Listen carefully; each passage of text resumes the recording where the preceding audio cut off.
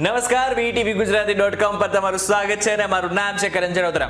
આજે જે બજેટ બહાર પાડવામાં આવ્યું એને લઈને ઘણી બધી ચર્ચાઓ ચાલુ થઈ ગઈ છે, પરંતુ આ બધાની વચ્ચે જે શેર માર્કેટ છે ને એને બજેટ ગમ્યું નથી, કારણ કે જેવી રીતનાનો કડાકો બોલ્યો છે અને પછી ધીરે ધીરે સ્ટેબલ થઈ રહ્યું છે એ પ્રમાણે જ આપણને ખબર પડી છે કે શેર માર્કેટને આ બજેટથી એટલો બધો ફાયદો નથી થયો, ગમ્યું નથી. અને જેટલા પણ ટ્રેડર્સ છે, ઇન્વેસ્ટર છે, એના આવનારા સમયમાં હવે એ ચિંતા સતાવી રહી છે કે એમના પૈસાનું શું થશે.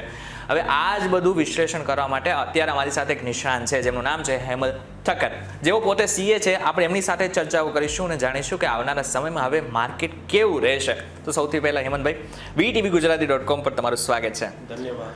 તો સૌથી પહેલો જ ક્વેશ્ચન મને એ થાય કે જ્યારે બજેટની શરૂઆત થઈ ને ત્યારે એટલું બધું કશું હતું નહીં, માર્કેટ એકદમ સ્ટેબલ હતું, પરંતુ જેવું વાત વચમાં પહોંચી, ઠીક છે, કેપિટલ ગેઇન સુધી પહોંચી, ત્યારે બજારમાં જે રીતનાનો કડાકો આવ્યો, સેન્સેક્સમાં 1200 સુધીનો કડાકો આવ્યો અને પછી હવે ધીરે ધીરે સ્ટેબલ થઈ રહ્યું છે. શું કહેશો?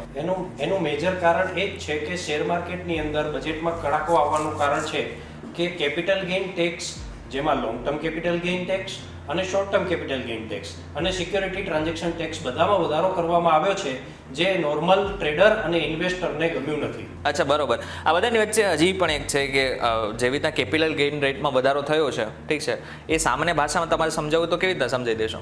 હવે હું કેપિટલ ગેઇન ટેક્સને બે વસ્તુમાં ડિવાઈડ કરી શકાય. એક તો છે long term capital gain tax અને બીજું છે short term capital gain tax.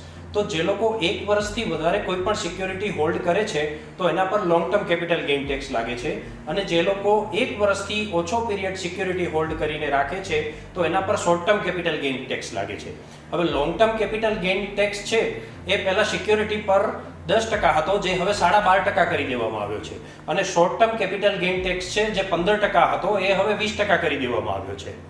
અને બીજું કે જે સિક્યોરિટી ટ્રાન્ઝેક્શન ટેક્સ છે, જે સિક્યોરિટી ટ્રાન્ઝેક્શન ટેક્સ સમજાવવા માટે હું તમને 2004માં લઈ જઈશ. હવે 2004માં સિક્યોરિટી ટ્રાન્ઝેક્શન ટેક્સ નાણામંત્રી દ્વારા ઇન્ટ્રોડ્યુસ કરવામાં આવ્યો. એનો મેઇન હેતુ એ હતો કે સિક્યોરિટી ટ્રાન્ઝેક્શન ટેક્સ ઇન્ટ્રોડ્યુસ કરવાથી કેપિટલ ગેઇન ટેક્સને ફ્યુચરમાં ક્યારે ઇન્ટ્રોડ્યુસ ના કરવો પડે અને જે ટેક્સ જઈ રહ્યો છે એ ડાયરેક્ટ ટ્રાન્ઝેક્શન પર જ લગાવવામાં આવે. હવે 2004માં તો જ્યારે ટેક્સ ઇન્ટ્રોડ્યુસ કર્યો, પણ 2018માં બી સિક્યોરિટીઝ પર કેપિટલ ગેઇન ટેક્સ લગાવવામાં આવ્યો અને એ હવે 2024માં એને વધારી દેવામાં આવ્યો. અને સાથે સાથે અત્યારે પણ 2024ની અંદર સિક્યોરિટી ટ્રાન્ઝેક્શન ટેક્સને ઓલમોસ્ટ ડબલ કરી દેવામાં આવ્યો. એનું ભારણ અત્યારે બધાના ખિસ્સા પર પડી રહ્યું છે, જેમ કે ટ્રેડર અને ઇન્વેસ્ટરના ખિસ્સા પર પડી રહ્યું છે, એટલે માર્કેટને એ ગમ્યું નથી. હેમલભાઈ, અત્યારે આ બધું જે ચાલી રહ્યું છે બજેટને લઈને, આવનારા સમયમાં જે લોકો ટ્રેડિંગ કરી રહ્યા છે, જે ઇન્વેસ્ટર છે, એ બધાને શું ફરક પડશે, એને શું ધ્યાન રાખવાનું છે? હવે ટ્રેડર અને ઇન્વેસ્ટરને ખાસ ધ્યાન રાખવાનું એ છે કે ટ્રેડરના ખર્ચાની અંદર વધારો થશે, સિક્યોરિટી ટ્રાન્ઝેક્શન ટેક્સ ડબલ થઈ જશે. સરકારનો ટાર્ગેટ એ છે કે સિક્યોરિટી ટ્રાન્ઝેક્શન ટેક્સ વધારવાનું કારણ એ છે કે રિટેલનું ફ્યુચર અને ઓપ્શન સેગમેન્ટની અંદર પાર્ટિસિપેશન ખૂબ વધી રહ્યું છે, જે ના થવું જોઈએ, સ્પેક્યુલેશન થઈ રહ્યું છે. એ વાત હું માનું છું, પણ જો સિક્યોરિટી ટ્રાન્ઝેક્શન ટેક્સ વધારવાથી જ પાર્ટિસિપેશન ઘટી શકે એવું નથી. હવે હું તમને નોર્મલ લેમેનના લેંગ્વેજમાં જણાવું તો તમે સિગારેટ ઉપર ટેક્સ વધારશો તો શું સિગારેટનું કન્ઝમ્પશન ઘટશે? ના, ક્યારે નહીં ઘટે. એના પર ટેક્સ વધારવાથી કોઈ દિવસ એના પર કન્ઝમ્પશન નથી ઘટવાનું, તમે એને બેન કરવો પડશે. એટલે સિક્યોરિટી ટ્રાન્ઝેક્શન ટેક્સ વધારવાથી રિટેલનું પાર્ટિસિપેશન નહીં ઘટે. જો રિટેલનું પાર્ટિસિપેશન ફ્યુચર અને ઓપ્શન સેગમેન્ટની અંદર ઘટાડવું હશે તો ડેઇલી એક્સપાયરી લાવ્યા છે એને બંધ કરવી પડશે. પહેલા એક્સચેન્જને કહેવું પડશે કે ડેઇલી એક્સપાયરીને વીકલી પર લઈ જાઓ, અને વીકલી, હું તો એવું સજેસ્ટ કરું છું, વીકલીની જગ્યાએ મંથલી લઈ જાઓ, જે પહેલા મંથલી એક્સપાયરી હતી. એ વાત સાચી, તમે જે રીતના વાત કરી રહ્યા છો એ ખબર પડી ગઈ, પરંતુ હવે જે માર્કેટ છે, ઠીક, હવે તો સ્ટેબલ થઈ રહ્યું છે, પરંતુ હવે કે આ બજેટના હિસાબે અપ જઈ રહ્યું છે માર્કેટ? લોંગ ટર્મમાં જોઈએ તો બજેટની સ્ટોરી લોંગ ટર્મમાં ઇન્ડિયાની ખૂબ સારી છે. 10 વર્ષ માટે ઇન્ડિયાનું માર્કેટ ખૂબ સારું છે, પણ ટ્રેડર પર્સપેક્ટિવ જોઈએ તો થોડા ઘણા ઉતાર ચઢાવ આવશે, કારણ કે માર્કેટ છે એ ઓલ ટાઈમ હાઈ રીચ કરી જ રહ્યું છે. તો હવે એને થોડા કરેક્શનની જરૂર છે.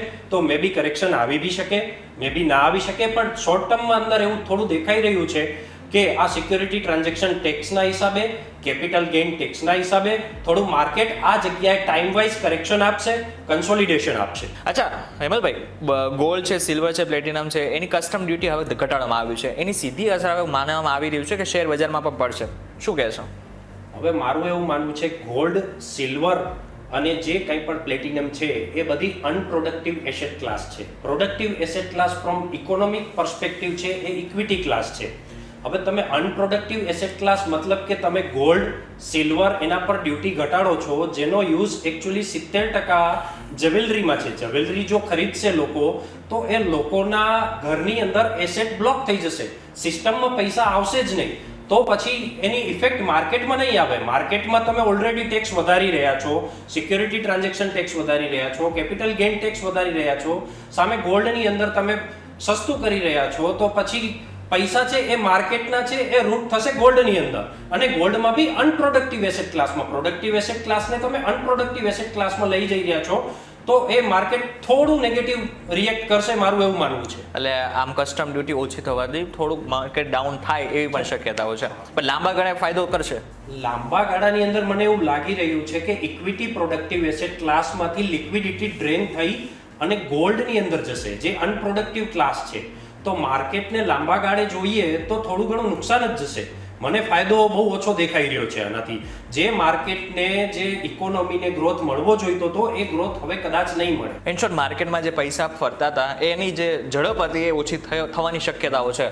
હા, એ માર્કેટની અંદર પૈસા હવે જે ડ્રેન છે એ ડ્રેન માર્કેટના પૈસાનો જે ડ્રેન છે એ અનપ્રોડક્ટિવ એસેટ ક્લાસ તરફ જશે, એટલે થોડી અસર તો રહેશે લિક્વિડિટીની.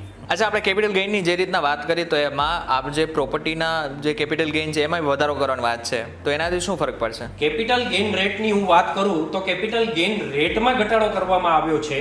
જેમ કે લોંગ ટર્મ કેપિટલ ગેઇન છે એ રિયલ એસ્ટેટ પર 20% હતો, એ હવે 12.5% કરી દેવામાં આવ્યો છે. પણ એના પર ઇન્ડેક્સેશનનો બેનિફિટ હટાવી દેવામાં આવ્યો છે. એનો મતલબ એવો થાય કે જ્યારે બી આપણે એસેટ પરચેસ કરતા હતા, જેમ કે રિયલ એસ્ટેટ પરચેસ કરતા હતા, તો જ્યારે સેલ કરીએ ત્યારે એને પરચેસ પ્રાઇસ છે કે ઇન્ફ્લેટેડ રેટે લઈ આવવામાં આવતો હતો. એ મે બી પરચેસ પ્રાઇસથી ઊંચો બી જતો હતો, તો ક્યારેક આપણને ગેઇનની જગ્યાએ લોસ થતો હતો. તો હવે આ ક્લાસની અંદર એવું થશે કે લોસ તો રહેશે જ નહીં. લોંગ ટર્મ કેપિટલ લોસ તો શક્ય જ નથી, કારણ કે હું જ્યારે સેલ કરું છું ત્યારે મને ઇન્ફ્લેટેડ રેટે એનો બેનિફિટ મળવાનો જ નથી. તો પછી ક્યારે બી એના પર લોસ રહેવાનો જ નથી. એટલે અલ્ટિમેટલી ટેક્સ વધાર્યો છે, રેટ વધાર્યો છે, પણ ટેક્સનો બર્ડન તો વધ્યું જ છે નોર્મલ લોકો પર. ઇન શોર્ટ કહેવા જાય તો આ જે બજેટ છે એમાં હે ને જે શેર માર્કેટના ટ્રેડર્સ અને ઇન્વેસ્ટર્સ છે એમને થોડુંક નુકસાની આગળના સમયમાં પણ જઈ શકે છે. અહીં સુધી હવે તમને ખબર પડી ગઈ હશે કે જે બજેટ બહાર પાડવામાં આવ્યું છે એ શેર માર્કેટને ક્યાંક ને ક્યાંક નથી ગમ્યું. પણ તો આ બાબતને તમારું શું કહેવું છે કે જે શેર બજેટમાં તમે પૈસા રોકી રહ્યા છો એમાં આ બજેટ લઈને તમને નુકસાની જશે કે ફાયદો થશે, એમને કોમેન્ટ કરીને ચોક્કસથી કહેજો. વિડીયો થકી જો તમને કોઈ ઇન્ફોર્મેશન મળી હોય તો વિડીયોને લાઈક અને શેર જરૂરથી કરજો. તથા આવા જ ઇન્ફોર્મેટિવ વિડીયોઝ માટે VTVGujarati.com સાથે જોડાયેલા રહેજો.